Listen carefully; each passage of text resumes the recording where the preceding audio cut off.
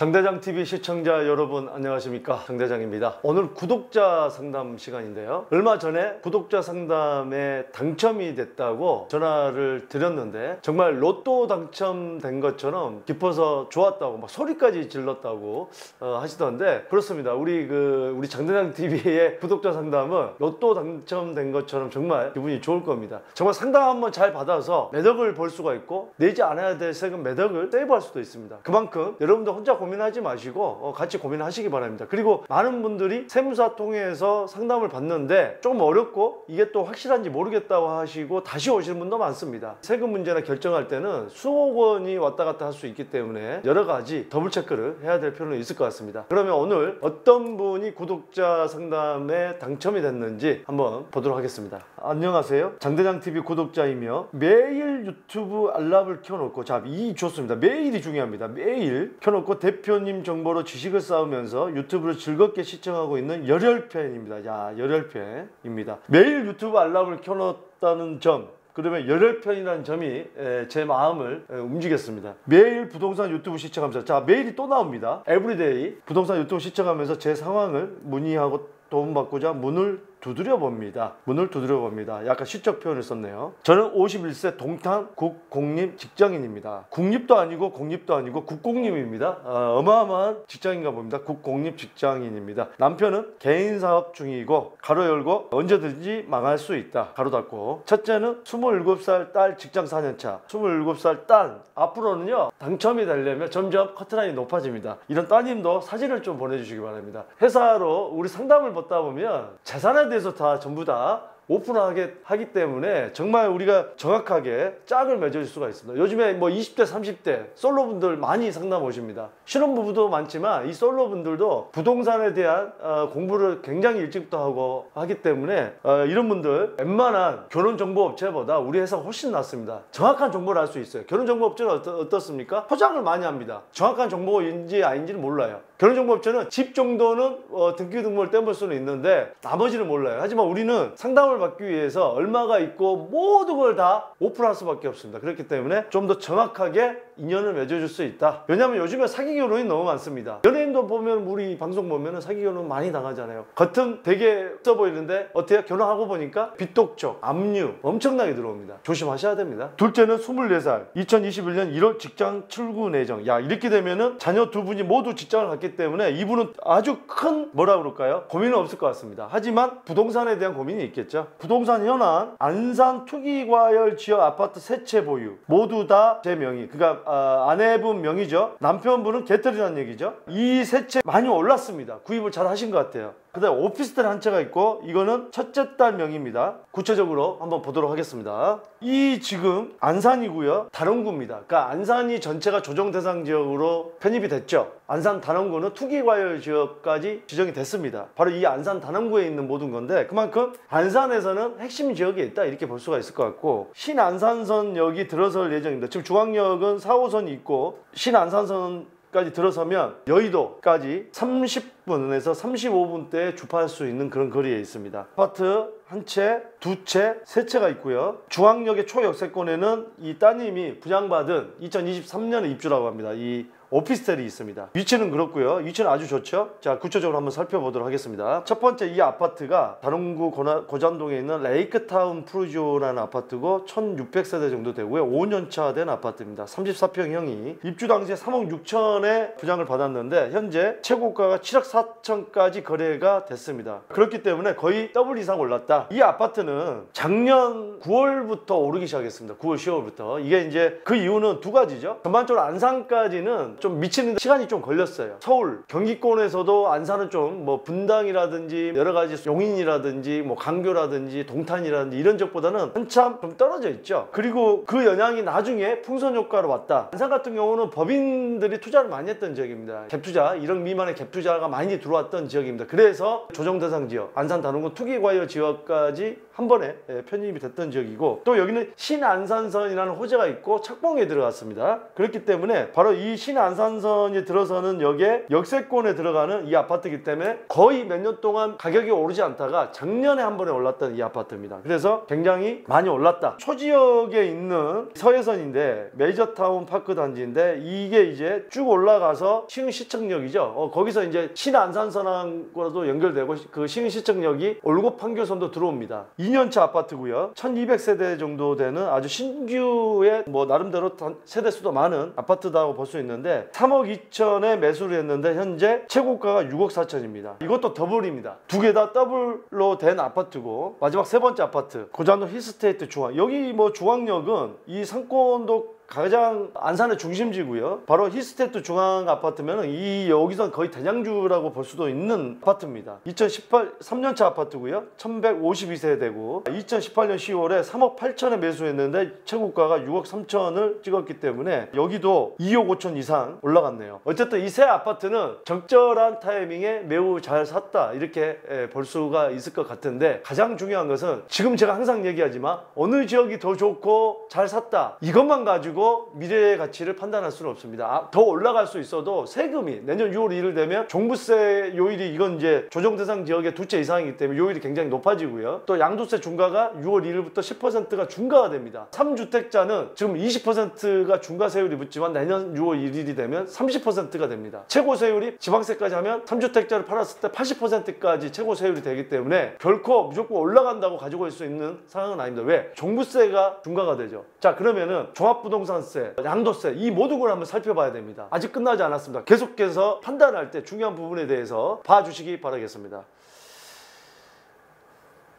그러면 구체적으로 어떤 고민인지 한번 살펴보도록 하겠습니다. 제가 투기 목적으로 집을 구입한 게 아니라 자 3주택인데 투기 목적이 아니라고 합니다. 자, 어떤 이유일까요? 저희 친정이 장수 집안이 아니고 유전자가 안 좋은지 모두 일찍 세상을 떠나셔서 친정 식구 중 언니와 저 둘밖에 없습니다. 갑자기 슬퍼지네요. 그래서 우리가 이 부동산이라는 게 사연이 있습니다. 우리가 뭐 3주택자다, 주택자, 다주택자라고 해서 투기꾼이다 무조건 이 정책이 몰고 가는 이거 좀 안타깝습니다. 나름대로 가정들 보면요 다 그만한 이유가 있습니다. 제가 상담하시는 분 중에 100채를 가지고 계신 분까지 상담을 해봤습니다만 3주택까지는 또 사연이 있습니다. 저는 어렸을 때부터 일찍 죽을 수도 있겠다는 생각을 하면서 살아왔고 점점 슬퍼집니다. 유전자가 안 좋은다. 저는 뭐 연예인 중에서도 유전적으로 건강이 안 좋은 분이 있어서 그분도 이 부동산이나 미래에 대해서 계속 걱정을 하더라고요. 본인이 지금 여러 가족들이 굉장히 많은데 부양을 하고 있는데 혼자서 본인이 유전적으로 좀 건강도 안 좋고 참 저는 봤습니다. 또 우리 지금 뭐 아르바이트 하는 직원도 유전적으로 어디가 안 좋아서 검사를 받아야 된다고 얼마 전에 그만뒀는데 진짜 초반입니다. 여러분들 건강한 것 자체만으로도 어마어마한 복을 타고난 겁니다. 정말 건강하신 분들 제발 부모님한테 재산이 적다 뭐 했다 투정되지 마시고 건강한 것 자체만으로도 고마워하시기 바랍니다. 부모 부조로 힘든 시기를 견디며 살아왔기에 제가 죽기 전에 우리 아이들에게는 부모가 없더라도 집 하나는 남겨주어서 힘들지 않게 살아갈 수 있도록 해주고 싶어서 목돈이 만들어질 때마다 집을 구입했어요. 다 나름대로 이유가 있죠. 얘들 2명이라 2채만 구입했거든요. 근데 법이 바뀌고 집값이 올라가면서 애로사항이 생기네요. 그러니까 이 얘기입니다. 본인이 유전적으로 안 좋아서 친정 식구 중에 언니와 둘밖에 안 계시고 또 불안하니까 우리 아이들 남겨놓고 혹시라도 이 세상과 등질까봐 남편과 사는 집, 자녀 2명 집 모두를 지금 자녀를 2명을 위해서 지금 2채를 구입했다. 그래서 3채다. 그런데 아이러니하게 모두 명의가 본인 명의입니다.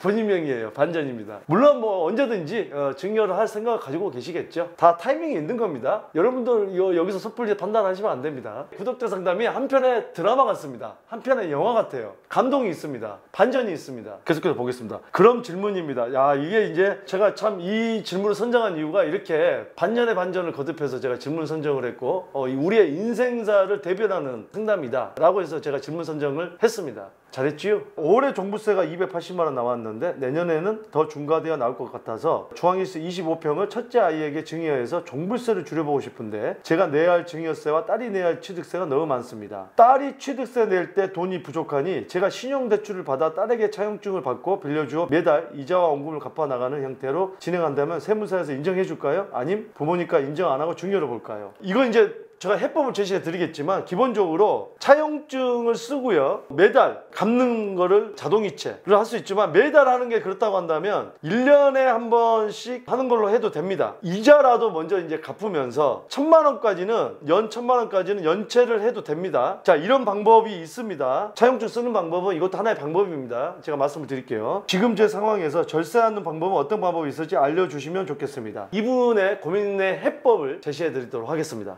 질문이 또 있네요. 현재 딸아이 앞으로 오피스텔 명의가 되어 있는데 2년 후 실거주 시 주택담보대출을 받고 실입주가 가능할지, 아니면 오피스텔 명의를 작은아이 앞으로 돌려내야 할지, 큰애 주택담보대출이 나올까요? 자, 해법을 드리기 전에 일단은 조정대상 지역이고 투기과열지구이기 때문에 대출이 지금 오피스텔 한 채가 있다고 한다면 분양권이 있죠. 그러면은 대출은 실무에서는 거의 안 나옵니다. 그거 참고하시고요. 궁금한 게 너무 많아 질문이 많았습니다. 굉장히 많습니다. 지금 상황에서 제가 할 수 있는 방법과 절세할 수 있는 가장 효과적인 방법을 알려주신다면 스트레스가 다 날아갈 것 같습니다. 알려주신다면 저는 뭔가 저한테 보답을 할 줄 알았더니 본인 스트레스가 다 날아갈 것 같다고, 이것도 반전이네요. 부디 좋은 방법을 조언 부탁드리겠습니다. 감사합니다. 따옴표 2개. 본격적인 해법을 제시해 드리도록 하겠습니다. 자, 먼저 이 아파트 세 채의 종부세가요, 올해는 280만 원 정도 나옵니다. 계산해 보니까 내년은 10%씩 공시가격이 올랐다고 전제하에 820만 원 정도가 나옵니다. 세 채를 모두 가지고 있을 때입니다. 그리고 한 채를 만약에 내년에 증여나 매도를 했을 때는 종부세가 240만 원으로 확 떨어집니다. 자, 그러면은 한 채를 가지고 있으면 지금 200만 원대에서 800만 원대로 올라가고요. 3배까지 올라갑니다. 만약에 팔았을 때는 종부세가 확 떨어지죠. 그렇다고 한다면 만약에 증여를 한다고 한다면 구독자분께서 이 아파트는 실거래가로 증여를 해야 됩니다. 예, 그렇기 때문에 한 6억 정도를 최근에 실거래가 중에 6억을 잡아봤습니다. 그렇게 됐을 때 증여세가 1억이 넘어갑니다. 그 다음 중요한 거는 증여 취득세입니다. 다주택자도요, 공시가격 3억 이하면은 예전대로 증여 취득세는 3.5%인데 이거는 지금 공시가격이 3억이 넘어갑니다. 3억 3,800이기 때문에 12%를 적용합니다. 그러면 증여 취득세는 6억에 대한 12%고 지방교육세까지 하면 14%입니다. 취득세만 8,400만 원. 그러면 더하면은 두 개 더하면은 증여세, 증여 취득세 2억이 들어갑니다. 자, 그래서 일단 증여세라는 거는 기존에는 3.5%였지만 조정 대상 지역 내 3억 원 이상 주택은 12%로 개정이 됐었죠. 그 외 주택은 3.5%. 그래서 단 1세대